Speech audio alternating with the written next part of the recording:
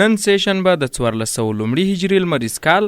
د جدي د میاشتې 28مه نیټه د هلمند ولایت په ناوې ولسوالۍ کې د هلمند ولایت د پوهنې ریاست د ساینس او ټکنالوژي امریت له لوري په 4 ښوونځیو کې تدریسي لابراتوارونو پرانیستنه وسول. د هلمند ولایت د پوهنې ریاست د ساینس او ټکنالوژي امیر محمد آغا آریان د سکون رادیو سره د مرکې پر مهال وویل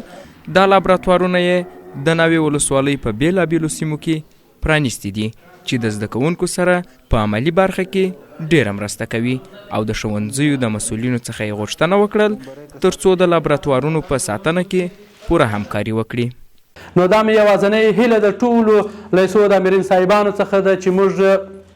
د ناوې په ولسوالۍ کې 4 لابراتوارونه فعال کړل چې یو د مرکزي لیسې خلاج چې په لیسې کې دا لابراتوار فعال کړي او بل مو د خرابې په لیسې کې فعال کړی د ګورګین په لیسې کې او د ازارس په لیسې کې. په دې 4 لیسو کې مو دا لابراتوارونه فعال کړل.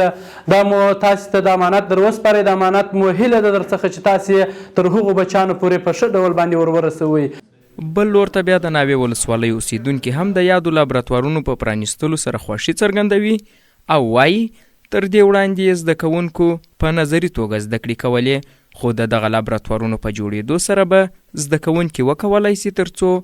عملي زده کړو ته هم لاسرسی پیدا کړي.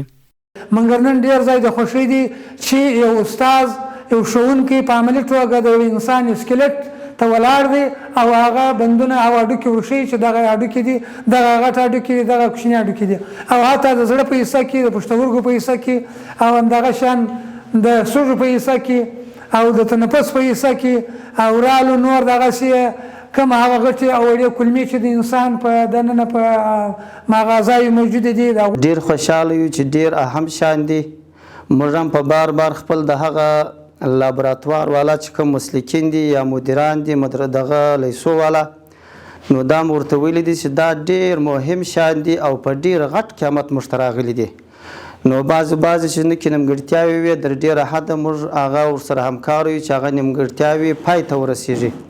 یا هغه کم شی چې دوی زده کړي دي هغه تر نورو پورې ورسوي. نو دا د دوی په زیار او په کوشش باندې کیږي چې د ریاست زیار نه وي په دې لیسه کې نشي کېدلی چې داسې شی موجود سي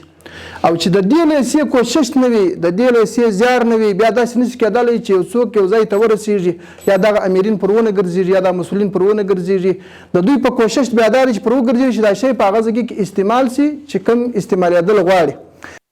د هلمند ولایت ناوې ولسوالۍ کې داسې مهال د لابراتوارونو پرانیستنه کیږي چې د مرکز لښکرګاه او ولسوالیو په ښوونځیو کې دا ډول لابراتوارونو ته د عملي زده کړو په برخه کې زیاته اړتیا لیدل کیږي. محمد اسماعیل وفا، سکون رادیو.